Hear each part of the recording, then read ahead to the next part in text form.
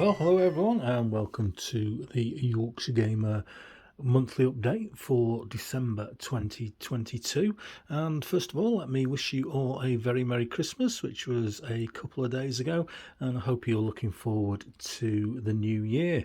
It's been a relatively quiet month here in Yorkshire Gamer in terms of painting and purchasing, and I've been very busy with the podcast, and I've managed to get 5 episodes out this month, so that's kind of taken up most of my spare hobby time, which is a shame, but it's time to crack through everything we've done this month and chat a little bit about the Analogue Hobbies Winter Paint Challenge, which has just started. So we'll come back and we'll talk about things we've painted.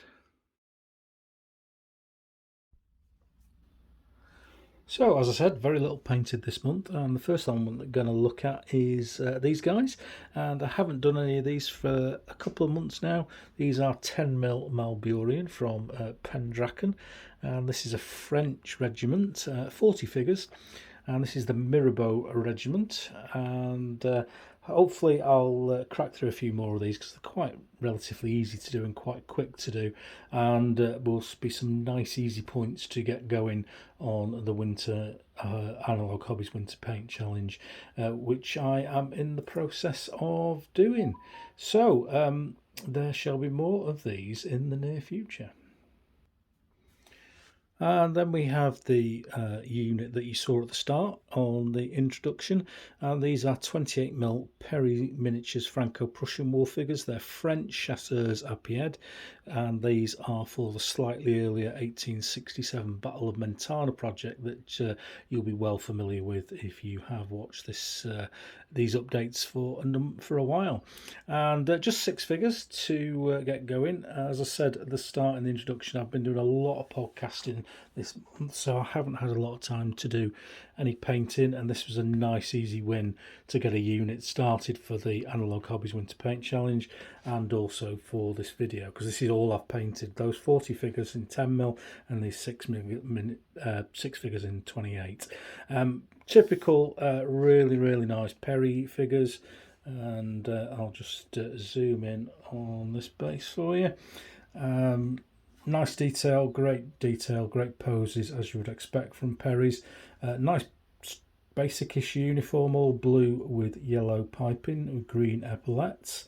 And we've got these amazing backpacks, which is for light infantry. I can't believe how much stuff they're carrying on the back. We've got tent poles, we've got a backpack, we've got a blanket roll, we've got pots, we've got 3 or 4, 5 different bags and pouches. Yeah, lovely looking figures, great poses, a great addition to my army. Second base there has a bugler. You can just about see his bugle there, and a guy at the ready. Really nice, really nice. And the final base has got a lovely guy kneeling and firing, and a corporal officer type waving his arm around. And I'm just next up, which we'll see in a minute in the twerk in progress, is a full unit of these. So that's all I've painted this month. So quickly we will move on to twerk in progress. So let's have a look at the twerk in progress, and this is the full unit for the skirmishes that you've just seen. So it's 24 figures, 28mm Perry's, and it's the French chasseur à pied from the Franco-Prussian War range, which is a couple of 3 years after Mentana, but the uniform is as close as I'm ever going to get. So I'm sticking with those. And as you can see here, I've got a unit painted and plastered, ready to do the base work when the rest of the unit's finished.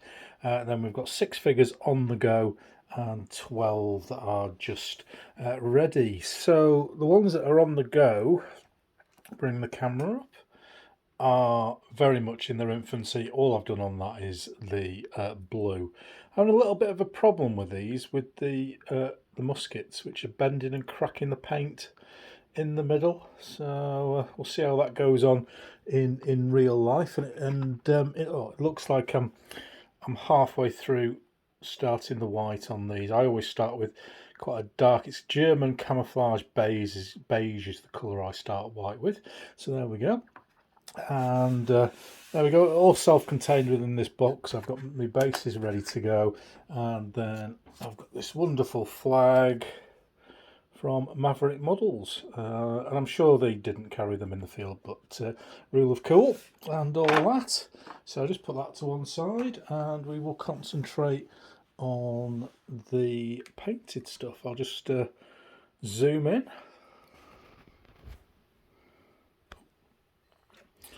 So there we go. There's the first base. As always with Perry's, you know, they are very nice figures.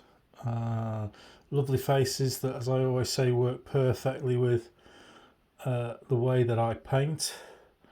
The white, I've deliberately gone for quite a dull, almost grey shade, which is what I've got from. I've got some pictures from reenactors who reenact this period, so that's the colour they're using. So that's what I'm going for, and it's good for me. They're not that difficult to paint, although they've got a lot of equipment on. Which is a pain. I don't know how they got anywhere with all that on. They are relatively straightforward uniforms. It's one colour at the end of the day, so it's just blue, and then the piping is the only thing that's a little bit of a pain. So I'll also go through in this section all the stuff I've got prepped for the Analogue Hobbies Winter Paint Challenge.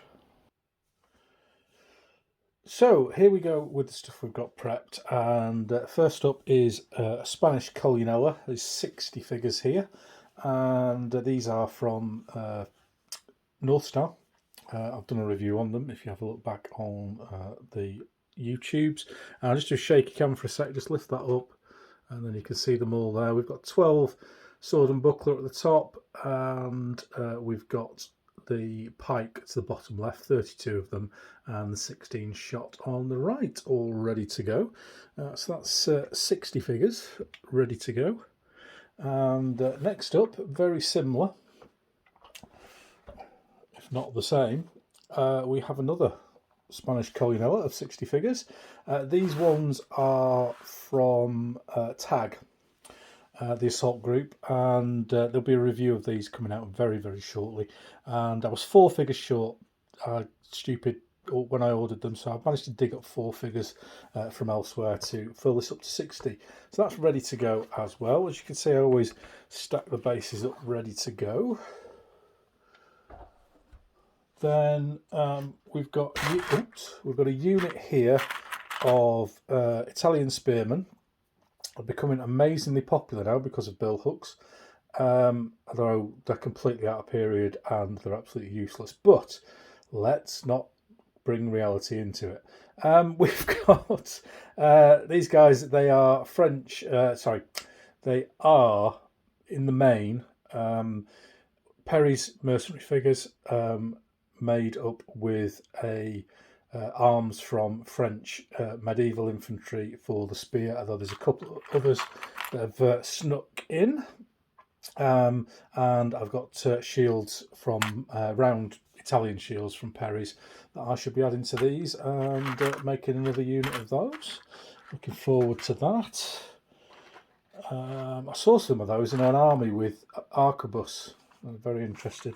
Anyway, so we've got a unit of shot there. They are going to be for a unit of Italian pike that you are going to see very soon. 16 figures there, all Perry mercenaries. Then we've got another unit of shot here, 16 figures, all Perry mercenaries. These are hangover from my old army. I'm missing a unit of shot to go with one of my Swiss pike, so that's for them. Then, staying on the Italian wars, I have a pipe block. This is what a half pipe block. This is a 48 figure block, and this is going to be Bandonera, the real Bandonera, the Medici Bandonera, not that bloody French one. 48 figures for that. I know it's only half a block, but that's next up for those. And the shot you saw a short while ago will accompany them. And then finally in the prep stuff. I've just got these, which is Papal Zouave from Mentana.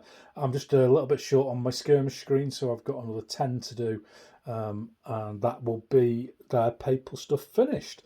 So there we go, that's twerk in progress. Let's have a look at how much we've spent. How much? So it's been a relatively quiet month here at Yorkshire Gamer, and the first thing I bought was dice. Dice, more dice. Furioso is quite dice intensive because you have a dice for each unit for its initiative, which you take off once it's moved, but that doesn't help at the start of the turn. And you also have dice for fighting, etc. So it's very dice intensive. And we noticed that the French Catholic army was using orange Protestant dice. So I bought some green dice for the Catholics and some yellow dice in addition, probably for the lance necks. Looks quite good with the lance necks, doesn't it? So got those off eBay, £2.50 for 50. You can't go wrong, really, can you? No stupid faces, nice and easy to read. And let's give them a test roll live on camera. And that is unbelievably and completely random. And I've just done that. Yahtzee! Anyway. In addition to that, I picked these up on Fleabay.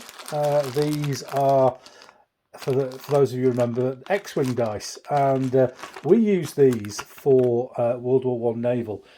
And I'm hoping with the Great War Game 23 next year, a lot of World War One stuff going on. I'm going to spearhead the naval side of things, so I'll be putting a lot of games on. So I want these for those, and I picked these up for a song. Sadly, once X-Wing went from version 1 to 2, loads of people ditched it, so there's lots of these dice out there. So if you've got any spare and you want to pass them on, please do so. They'll get well used this year. So that's the dice side of things. Now I have bought some figures, stand by. First up are these, and kind of using these, well, I am using them for my Italian wars, and they're a little bit early, but then my Italian wars army is for the early period, and you know, when we've got other things just completely ignoring anything to do with what the actual period should be about, I thought, why not? Anyway, I've got some of these already for my Italians, and I've got 4 slots left in my gendarme box for the Italians. So this will get me 4 units of 6, and that will take me up to 24 units of Italian gendarme. Should be enough. And then I'll start working on the Spanish. And I've just bought a load of stuff from Casting Room Miniatures for them. And then finally, on the figure front, I have picked up another box of these. These are just the workhorse of my armies for everything, and I can always use more of these.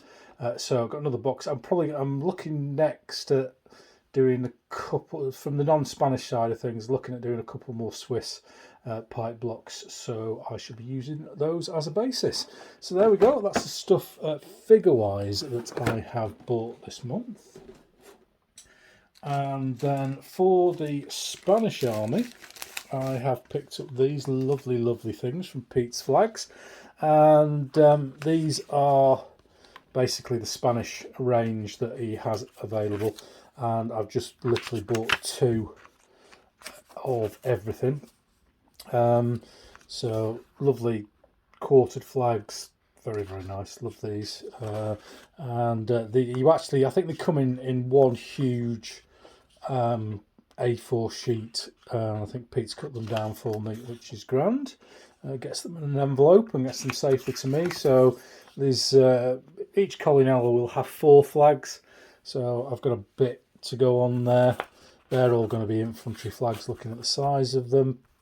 And then we've got these Neapolitan condottieri flags, which are suitable for the Spanish as well. So I shall be using these, and these are going to go on cavalry units. So 1, 2, 3, 4, 5, 6, 7. Enough for 7, 8, 9 cavalry units, and then there's Spanish arquebusier.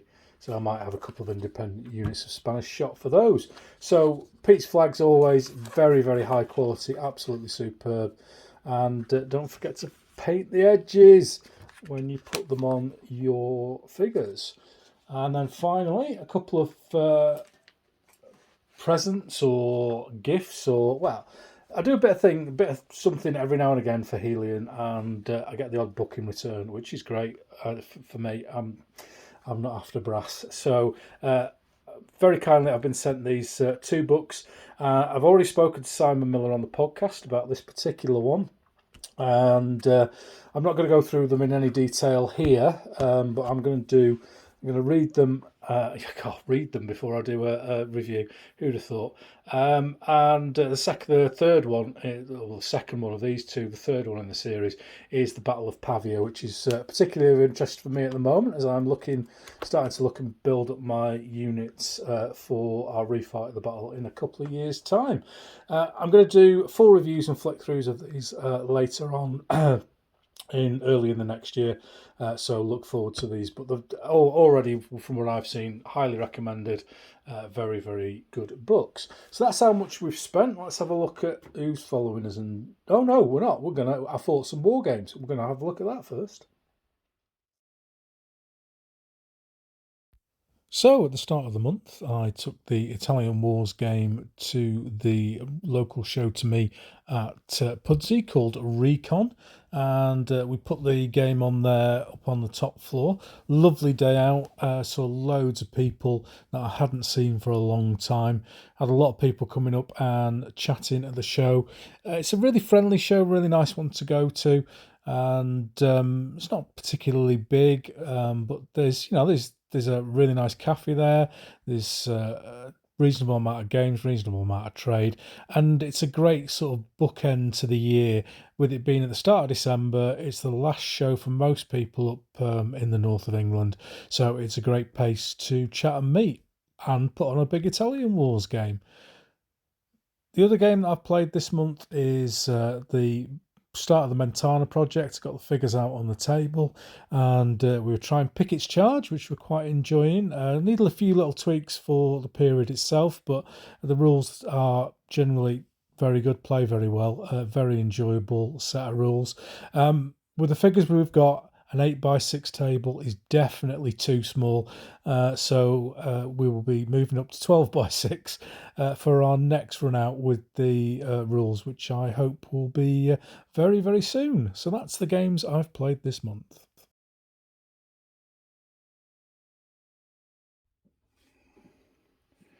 So here we have the scores on the doors, my little look at Yorkshire Gamer's followers. Once again, thank you very much to everyone who follows Yorkshire Gamer in whatever format. And thank you very much for all the follows and the kind comments and the not so kind comments I've had over the year. It's lovely to be involved with so many people over the internet, and now being able to see so many people as well at the shows that I've attended. Feel free to come up and have a chat if you see me. I've always have my bright blue Yorkshire Gamer t-shirt on, so I'm quite easily identifiable. Facebook, we are up 58, 1735. Twitter's up 84 to 2,606. Instagram up 20 to 3,524. And YouTube's another little creep up there, 57 to 1768. Podcast steady up 12. Still just don't understand that. 1,500, 2,000 people listen, 270 follow. But there we go. It's free. It's free. Remember that. And if you're not already, then you're more than welcome to come and join the Facebook group. We've just got up 170, the big fish in darting terms, and up to 952. I reckon we'll top 1,000 quite comfortably this month. And I encourage people to come on there and post their big games, their games, whatever they're doing, and it's a really nice, friendly community. So come along. I put all my stuff in there, but it's not about me. It really is about everyone else putting their stuff in and chatting and encouraging people with whatever they're doing. So that's the numbers for this month. Let's go and have a look what's been going on elsewhere with the podcast, etc. So, if you're wondering why I've painted so little this month, you're going to find out very shortly, because I've done 5 podcasts over the month of December. And the first one was with Rohan Saravanamuthu with his new book about Leipzig and fighting the battle. And very shortly after that, I spoke with the lovely Henry Hyde, and we had an absolute monster of a chat, 4.5 hours, I think it was. And I needed to split that down into 2 episodes, as you can imagine.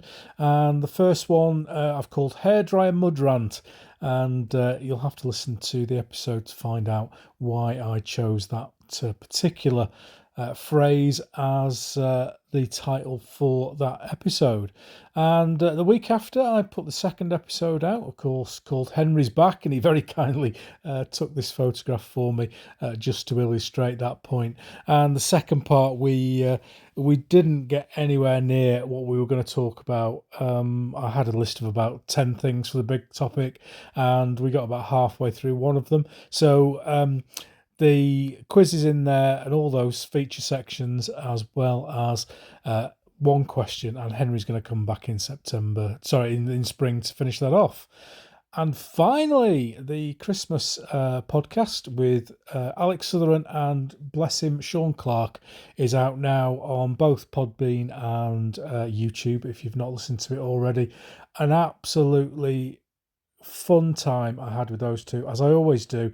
It's very, very long. I would normally have cut it down to 3 parts, but I just didn't. 2 parts, but I just didn't have the time to do so.